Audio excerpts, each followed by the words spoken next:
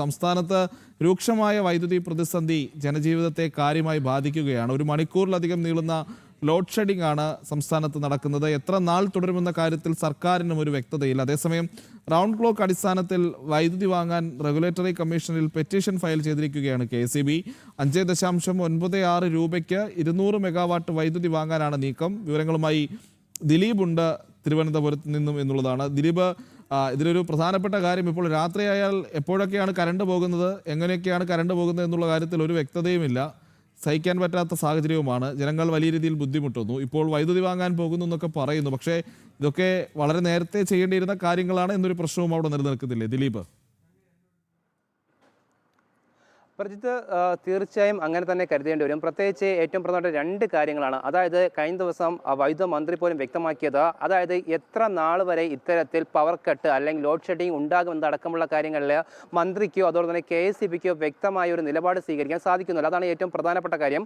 അതോടൊപ്പം തന്നെ ഇതിനെങ്ങനെ പരിഹരിക്കാൻ സാധിക്കുമെന്നടക്കമുള്ള കാര്യവും അവർ വ്യക്തത ഇന്നലെ കഴിഞ്ഞ ദിവസം ഇത് സംബന്ധിച്ചുള്ള ചോദ്യങ്ങൾ മന്ത്രിയോട് ചോദിച്ച സമയത്ത് പോലും ഇത് എങ്ങനെ പരിഹരിക്കാനാകുമെന്ന ചോദ്യങ്ങൾക്ക് പോലും അദ്ദേഹം വ്യക്തമായ മറുപടി നൽകിയില്ല. അദ്ദേഹം ഇപ്പോഴും പറയുന്നത്, അതായത് എല്ലിനോ പ്രതിഭാസം കാരണം മഴ ലഭിക്കുന്നില്ല, അതോടൊപ്പം തന്നെ ഡാമിലെ ജലലഭ്യത കുറഞ്ഞിരിക്കുകയാണ്, അതാണ് പ്രധാന കാരണമെന്നാണ് അദ്ദേഹം വ്യക്തമാക്കുന്നത്. അതേസമയം സൗരോർജ്ജം വഴി അതായത് പകൽ സമയത്ത് സൗരോർജ്ജം വഴി ഇത്തരത്തിൽ വൈദ്യുതി ഉൽപ്പാദിപ്പിക്കുന്നെങ്കിൽ പോലും പക്ഷേ രാത്രി കാലങ്ങൾ അത് ഉപയോഗപ്പെടുത്താൻ സാധിക്കുന്നില്ല. അതിനുള്ള പ്രധാന കാരണമായി അദ്ദേഹം ഉന്നയിക്കുന്ന ഏറ്റവും പ്രധാനപ്പെട്ട കാര്യം ഇത് സ്റ്റോർ ചെയ്ത് വെക്കാനുള്ള ഫെസിലിറ്റീസ് അല്ലെങ്കിൽ അതിനുള്ള സംവിധാനങ്ങൾ ഇപ്പോഴും പുരോഗമിച്ചുകൊണ്ടിരിക്കുന്നതാണ് അദ്ദേഹം പറയുന്നത്. അപ്പോൾ ഈ രണ്ട് പാളിച്ചകൾ സർക്കാരിൻ്റെ ഭാഗത്തും അതോടൊപ്പം തന്നെ KSEBിയുടെ ഭാഗത്തും ഉണ്ടായെന്ന് അദ്ദേഹം പറയാതെ പറയുകയാണ്. അതേസമയം സാധാരണക്കാരെ സംബന്ധിച്ചിടത്തോളം വളരെയധികം ബുദ്ധിമുട്ടാണ്. പ്രത്യേകിച്ച് വിദ്യാർത്ഥികൾക്ക് പഠിക്കുന്ന സമയത്താണ് ഇത്തരത്തിൽ വൈദ്യുത പവർ കട്ട് ഉണ്ടാകുന്നതും അതോടൊപ്പം തന്നെ രോഗാവസ്ഥയിലുള്ളവർ വളരെയധികം ബുദ്ധിമുട്ട് അനുഭവിക്കുന്നുണ്ട്.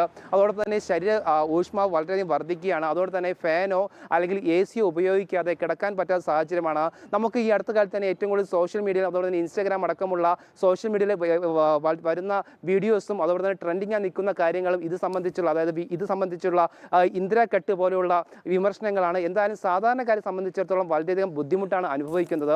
ഇതിന് എന്തെങ്കിലും ഒരു പോംവഴി ഉണ്ടോ എന്നടക്കമുള്ള കാര്യങ്ങൾക്കും വ്യക്തത വരുന്നില്ല എന്നാണ് ഏറ്റവും ശ്രദ്ധേയമായ കാര്യം.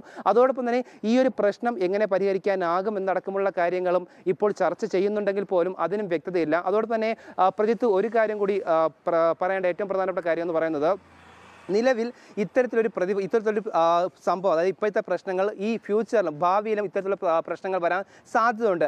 അതിനെ എങ്ങനെ പരിഹരിക്കാൻ സാധിക്കും, അതിനുള്ള എന്തൊക്കെ നടപടികൾ സ്വീകരിക്കുന്നു എന്നടക്കമുള്ള കാര്യങ്ങൾ ചോദിക്കുമ്പോൾ പോലും ആ ചോദ്യങ്ങളിൽ നിന്നും മന്ത്രി ഉത്തരം നൽകാതെ മായുകയാണ് ചെയ്തത്, അല്ലെങ്കിൽ ഉത്തരം നൽകാതെ പോവുകയാണ് ചെയ്തത്. അതുകൊണ്ട് തന്നെ ഈ ഒരു വിഷയം ജനങ്ങളെ വളരെയധികം അലട്ടുകയാണ്.